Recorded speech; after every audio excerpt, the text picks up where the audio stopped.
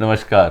नमस्कार। दोस्तों, एक बार एक बिजनेसमैन होता है जो किसी व्यापार के लिए दूसरे शहर में जाता है और एक होटल में जाकर चेक इन करता है। अब रात को खाना खाने के बाद जब वो सोने के लिए कमरे में जाता है, बहुत प्रयास करने के बावजूद भी उसको नींद नहीं आ रही। अब वो बिस्तर के ऊपर उलट पलट होते हुए वो काफ़ी थक सा जाता है और 3-4 घंटे भी बीत जाते हैं। अब रात को कोई 2 बजे के लगभग वो सोचता है कि क्यों ना मैं थोड़ा बाहर जाकर टहल लूँ, थोड़ी सी ताज़ी हवा ले लूँ, हो सकता है मेरे को उसके बाद नींद आ जाए। और वो होटल के बाहर जाकर वो सैर करने लगता है। सैर करते करते ही उसने देखा कि बिल्कुल पास में ही एक मंदिर है, तो वो वहाँ पे मंदिर के अंदर गया। मंदिर में हम सब लोग जानते हैं कि जो सारा मंदिर बना होता है वो रात को उसके किवाड़ बंद कर देते हैं, लेकिन शिवजी का स्थान हमेशा खुले में होता है, शिवलिंग भी खुले में होता है। वो बाहर शिवलिंग के स्थान पे प्रवेश करता है।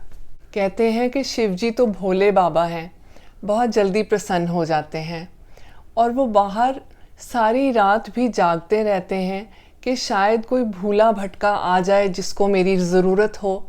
तो शिवजी हमेशा रात भर भी अपने भक्तों का इंतज़ार करते हैं। उस आदमी ने शिवालय में जाकर शिवलिंग पर जल चढ़ाया और पास ही में वहाँ पर बैठ गया। रात के अंधेरे में उसने देखा कि एक और व्यक्ति भी वहाँ पर बैठा हुआ है, शिवलिंग के थोड़ा ही दूर, और उस आदमी की आंखों में आंसू हैं। तो वो बिजनेसमैन ने उसकी तरफ देखा और उससे कुछ बात करने लगा। तो वो बिजनेसमैन उसको पूछता है कि तुम यहाँ पर इस समय बैठे हो, क्या तुम्हें भी नींद नहीं आ रही है? तो उस आदमी ने कहा कि हाँ, मुझे भी नींद नहीं आ रही। कल मेरे बेटे का ऑपरेशन है, तो मुझे उसकी चिंता के कारण नींद नहीं आ रही थी, तो मैंने सोचा कि मैं यहाँ पर शिव बाबा के पास आकर बैठूं। तो तुम अपने बच्चे के भविष्य के लिए चिंतित हो, उसके स्वास्थ्य के लिए चिंतित हो, ऐसा करके उस बिजनेसमैन ने उसको फिर से पूछा। तो उस गरीब आदमी ने कहा कि हाँ, चिंतित तो हूँ, कल उसका ऑपरेशन है, लेकिन मुझे लगता है कि उसका ऑपरेशन होगा भी नहीं, क्योंकि उसके ऑपरेशन के लिए जितने पैसे चाहिए वो मेरे पास नहीं है और डॉक्टर ने मुझे कल सुबह तक का टाइम दिया है पैसों का इंतज़ाम करने के लिए, लेकिन मैं कहाँ पर कर पाऊँगा। तभी वो व्यक्ति उसको कहता है कि क्या मैं तुम्हारी मदद कर सकता हूँ? कितना पैसा लगेगा इस ऑपरेशन के लिए? तो उस गरीब आदमी ने कहा कि तुम क्यों मेरी मदद करोगे, बहुत बड़ी रकम है। वो कहता है तुम मुझे बताओ तो सही, मैं भी अपनी तरफ से जो कर सकता हूँ मैं ज़रूर प्रयास करूँगा। तो उस आदमी ने धीरे से बोला, मुझे 20,000 रुपये चाहिए।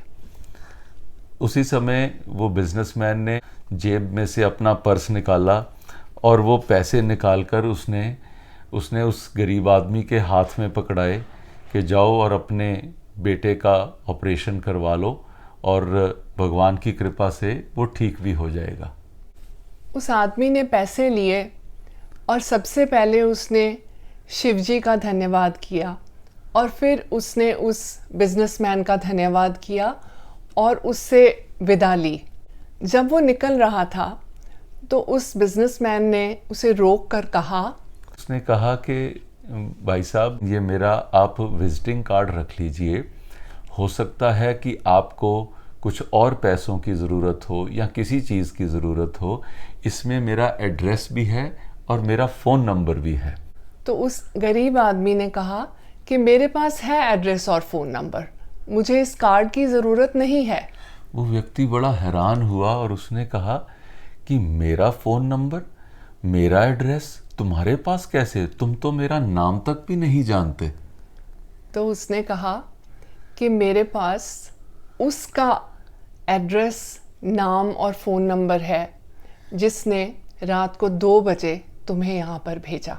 यही विश्वास है, यही विश्वास की पराकाष्ठा है कि वो गरीब आदमी भगवान में विश्वास रख के उस रात वो मंदिर में आया कि मेरी कुछ मदद होगी, और भगवान ने किसी दूसरे व्यक्ति को प्रेरित कर कर वहाँ भेजा और उसकी विश्वास की पूर्ति हुई और उसकी सहायता भी हुई।